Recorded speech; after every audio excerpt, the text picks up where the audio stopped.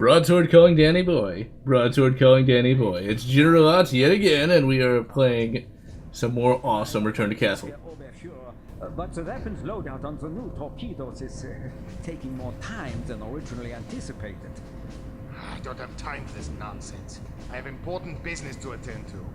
This boat leaves for the X-Labs within the hour, torpedoes or not. Is that understood, Major? Perfectly, Herr Oberführer. And this is another level where it gets kind of like... this game does have a lot of Indiana Jones influences to it. Because, like, we're about to find the U-boat pin, which is similar to a scene from, I think it was Raiders, where Indiana Jones knocks out a German guard and then steals his uniform and then sneaks onto the boat. I'm not sure how accurate that would be, because, like, I imagine... the troops on there should know who the various people at least look like. But they actually, no, that's not necessarily the case. Because when you think of how big of a crew even a U-boat would have, it'd be very hard to know everybody on it. And even then, who's going to remember what everybody bloody well looks like? And once again, I just have to remark about, this has very, this isn't even the major texture pack, the Venom texture pack. But this game still holds up with just about any modern shooter, and all it needed was just a little bit of a fresh coat of paint. That was it. That was all. Because just like fixing the decals, fixing the weapons models, and that's really all you needed to do.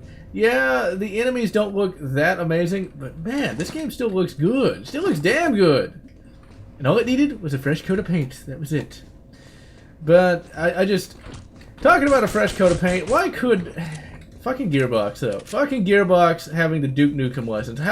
Little did I know how bad that would be, okay? Because I really don't like, you know, Duke Nukem Forever for a wide variety of reasons. Mainly centered around game design. But, you know, they fucking stopped, you know, Duke Nukem Reloaded. Can you imagine if I think it was Interceptor Entertainment who was working on it. The guys behind, Rise of the Triad, and like they couldn't, they weren't allowed to, you know, work on it anymore. It's like, come on. And what did Gearbox release? Fucking World Tour, literally the most pointless thing of pointlessness. Whoever was pointed it out, because you had the Megaton edition, and then you could have just used the original bloody thing. And that, I've said this in other videos, but that's what I used.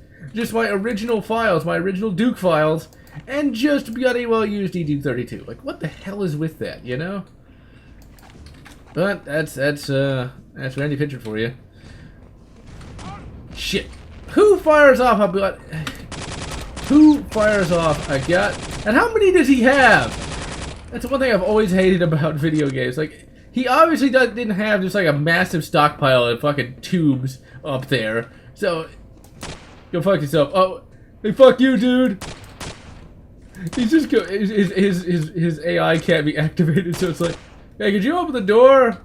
I just killed all your compatriots, and I want to kill some more. Let's see something. J-O. He's still just completely clueless. Just has... I'm guessing he wasn't recruited for his intelligence, now was he? But, yeah. In the previous episode, I was talking about The Evil Within. Now, when it came out, it didn't look all that amazing. And I had heard that it wasn't any good, but whoever said it wasn't any good probably didn't actually play the game. Because it's actually pretty good so far. It's not... The thing about it is, it's very much a modern, you know, modern style game compared to Shinji Mikami's other work, like Resident Evil and Dino Crisis and all the rest. But it's not bad. I'm actually enjoying it well enough. And the story is solid enough. It's one of the whole story is pretty much just an extended freakout, which I think is kind of cool because it allows him to do a bit more, I think, than he could have otherwise. Because like when it's a freakout, things don't necessarily have to make all that much sense because, well, he's freaking out. So I kind of like that. There's a lot of things. There's a lot of good elements to it. I would like to see Mikami try to make a classic style survival horror game though, because I do like those a lot more. And we're about to see some really cool enemies, ladies and gentlemen. Look at that. Okay, when I was reading the instruction manual, they're called lopers.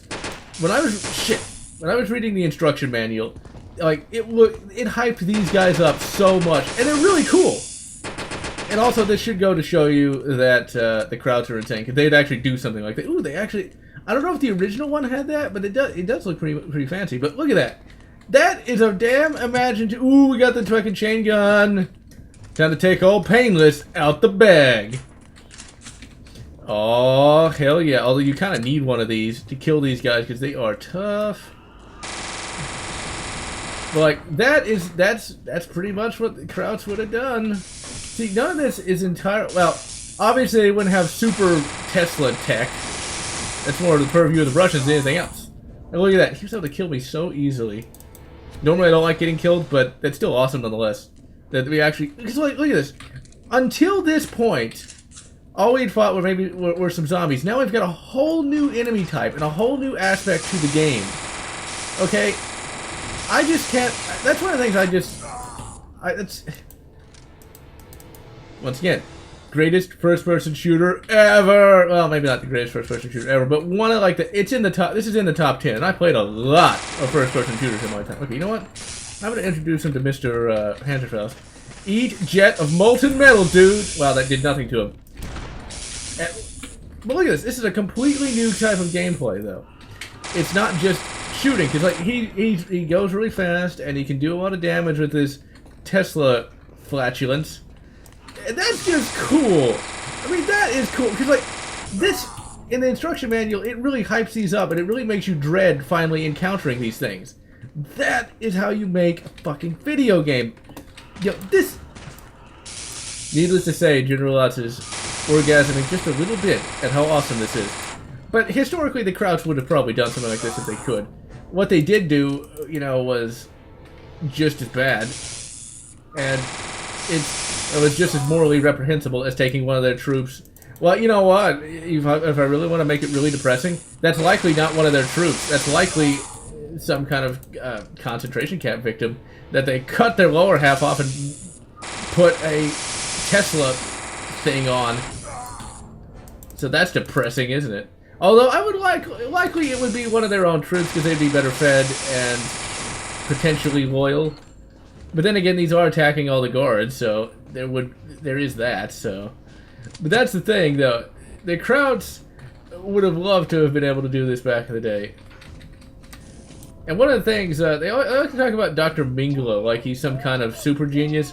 I actually did some study on him. That's a very sad part. That's a very depressing area of study, though, because one of the things I learned, he wasn't actually even a real doctor, and he didn't even really have like a degree in medicine. What he had was, I believe it was a degree in racial studies. It was like a 40s styled SJW, and all of his science was utterly useless. It wasn't even science. So, like, you know, all that really, well, for want of a better word, fucked up science that the concentration camp doctors did. That, of course, would later be used by modern doctors, which, you know, that's considered morally ambiguous, and I can understand why. But at the same time, after all that death, all that suffering, at least something good was able to come out of it. That's the way I see it, at least.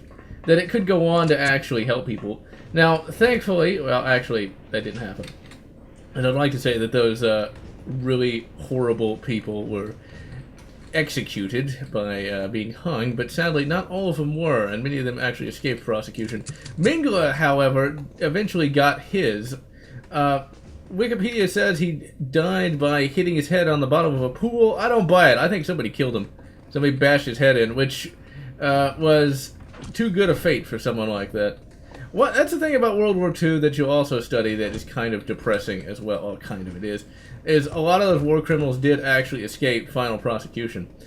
The Japanese, I think it was Unit 371, something like that. It was one of their bio-warfare units. They escaped prosecution simply because they gave up their data.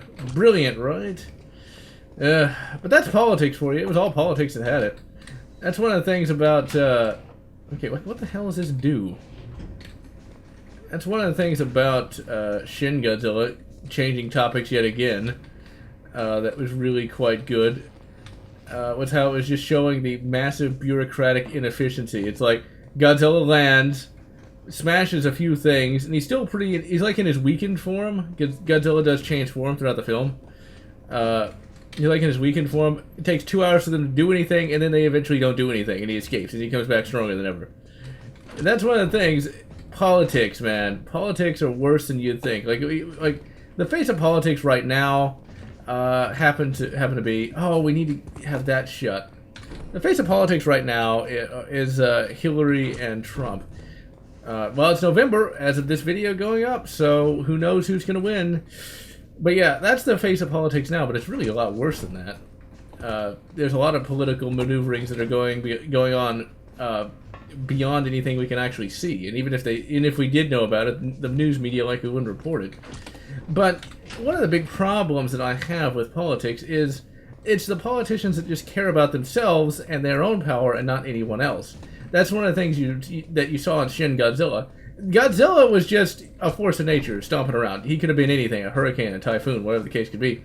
But the politicians were more concerned about how will this make me look? How will this affect, my standings for re-election? Stuff like that. And it's like, God damn. Have you no shame? Have you no shame? It's like, there are people dying, losing their homes, and all they hold dear, and all you're cared about is your re-election potentialities. It's like I would never want to be a politician. At one time I did, because I thought I'd be able to change it, but I just feel like it's so entrenched now. The corruption is so much more entrenched than it was. I don't know if you can fix it. And that sounds depressing, but it's like, I'm pretty sure there's plenty of politicians every year that get elected thinking they're going to change everything, and it turns out there's nothing they can do, or they go native and become like the rest. It's a mess, I can tell you that. And it really does piss me off. And what really pisses me off even more is people just don't know. They don't study. If there's one thing that can get me from 0 to pissed off in 0.1 seconds, it's people not studying. Because, don't tell me you don't have time for it. I have to bloody well work, and I have time for it. And I'm not some kind of super genius either. It's just, I can read, And that's just what needs to be done. People need to study, learn, goddammit. Let's see, we'll save that remainder of the Thompson, because I want to use that on one of the Uber Soldaten that show up. That was one good thing about New Order, is that they did bring back the Uber Soldaten. Sadly, I don't think they were quite as cool as in this game. They weren't quite as difficult to kill. Although one thing that I did also like was they were called the Panzerhund, or Armored Hound, I think is what that would actually be. They were kind of cool in that they kind of looked like the Xenomorph. I'm not sure how useful they'd be in real life. I think I'm underwater. Yep. But yeah, I don't know how useful they'd be in real life, but it was a cool design, I thought. Yep, secret area. Da-da-da-da-doo. Only good thing from fucking Duke Nukem Forever. Now, where the actual weapons are and things, where the actual goodies are, I couldn't tell you. I guess we'll just have to try to find it. But, is it over here? Now watch, this will lead us all the way to where we don't want to be. Okay, what is this? Oh, we needed to turn that anyway. I guess it was back in that room and I just didn't notice what kind of shit was in there. Let's go down here. I know we're not too close to the end of the level, actually, because I know that the end of the level isn't until we find the Indiana Jones-style moment. Let's see. Okay, so this is a secret area, but where's the shit? Ooh, that's cool. That didn't do that in the original game, I don't think. Let's see. It says for secret area, but where is the stuff? Where's the stuff, man? Where's the stuff? I'm not seeing anything, so I guess this just led us to where we could activate that switch. Well, it wasn't a switch, it was activate the gubbin. There we go. Just play it on the safe side. Because I'm not seeing any, health or ammo or anything. And, we had to come up here to activate that wheel, so I don't know. I didn't see anything. And if I did see it, I was asleep. Alright, now let's just pop out here and just continue with the mission. Let's stay on mission, Nomad. I guess eventually I might do a playthrough of Crisis, actually. I'd have to find my disc, because I don't have it on Steam. But Crisis 1, at the very least, was a damn good game. Anything down there? I'm not seeing anything. Let's just... Why, we could jump down here! What? We could actually go to... Yep, there's an area down here. We could actually go to different areas. Oh, man. We need, like, secret area DLC. Ooh, that did lead to here. Sweet. Da-da-da-da-do. Oh, that was the one I don't really... Where'd that other area go? Exploration! Play your way, man! Play your way! Let's see. What's down here? Is that a thing? No. But yeah, that's one annoying thing about that Tomb Raider 2013 game, where like a lot of the tombs were DLC. It's like, really, it's like they made these tombs for the game, but you know, we'll just cut it out and then give it back to you, but you got to pay for it. And it's just like, ah, oh, come on. No, they're getting away. But this is definitely a Indiana Jones moment. There's a lot of Indiana Jones moments. I think the people who worked on this were a fan, that's for sure. We're not a fan, they were fans. Yeah, we're just gonna charge in here. Just keep firing, fire everything! But I don't think we'll lose the game if they get away. I think they're supposed to. It's one of those supposed to lose kind of things. Hit the red barrels and blow them up. The red ones, they blow up faster, you know. Okay, let's get out the Mauser here. Well, I'm reading a book where there's a main character named Mauser, who happens to be a mercenary captain. Subtle, very subtle, but then again, the whole book's a satire on the then current trends of, like, I think it was a book from the 70s. It was supposed to be the future, where there's a whole new style of government in the U.S. where, like, it's called people's capitalism, where where everybody owns shares of the corporation, but as you can imagine, it's not quite as simple as all that. Rather, it's where it's another one of those instances of the rich get richer, the poor get poorer. Which, for some reason, people today just can't seem to understand that that's really the case when it comes to a lot of these things to make things more equal. Because, like, as I always say, you know, who in their right mind, and with these corrupt, you know, politicians, and they are corrupt if you just study, and these corrupt, you know, captains of industry. Not all captains of industry are corrupt, but there are definitely quite a few.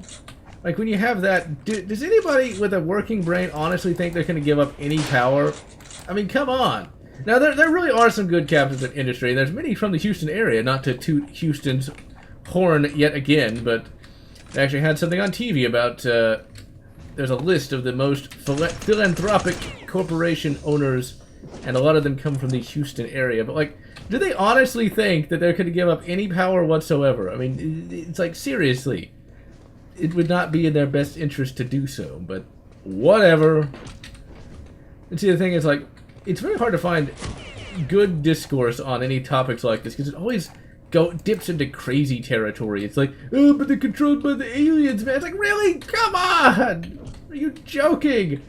Like, that's the thing. It's like, there's people that I've talked to, it's like, well, that is quite an insightful and intelligent conversation, and then it always dips into something insane. Maybe not as bad as aliens controlling the world, but almost.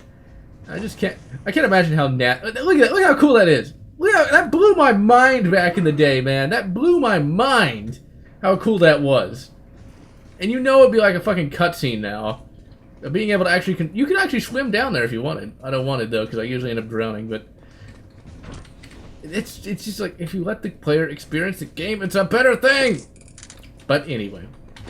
But yeah, it's like, you know, do they honestly think that any of these corporate types are going to, you know... Now, how did they get access to one of those snooper rifles? Very interesting. But see, the thing is, what's cool about that is, it doesn't explain it, and it allows the player to actually wonder, how did they get it? Was there another agent that they captured and they took his? Who knows? Instead of explicitly saying, yeah, they did, and then giving the backstory to the agent and all the rest. I like story, as we all know, but sometimes it's cool to let the player use their own imagination as well. Let's save. I always end up getting lost to this area. Even when I played this again, not even that long ago, I was like, okay, where the fuck do I have to go now? But once again, it's allowing me to figure out where to go instead of just saying, go to this door. Objective completed, you went to door. But anyway, the book from the 70s has like this thing called people's capitalism, where apparently you're supposed to be able to own parts of a corporation, but you really don't. Maybe we had to go out that way. I thought we had to go up there, though. Let's save and then jump down here. Oh, the door's already shut, so I guess that wasn't it. Really, dude, you were underwater for like 2 seconds. You don't need to gasp that much. Oh, wait, maybe we gotta shoot that? Yeah, okay, there it is. Can you imagine today? Shoot barrels to open door! Ugh. Shit! But yeah, the people's capitalism, it's where only the richest people, you know, own the corporations and stuff like that. What's crazy is, that was a book in the 70s, but it's kind of like, it was definitely a lot like what they kind of would want to do today. It's like, reading about that, reading about how stupid that was, I know people would like it. And also there was the status quo freeze. Actually, let's search while I finish this statement of mine. The status quo freeze, where everybody just gets frozen into their status. So everybody's nice and equal, apparently. So that means if you're poor, you get to stay poor, ladies and gentlemen! But if you're rich, you get to stay rich. Ugh. And I just know some people would think that'd be great. I will not divulge any information to you. They're going to Norway. The coordinates are 67 degrees north by 16 degrees east. And that was hilarious. And I am GeneralLotz.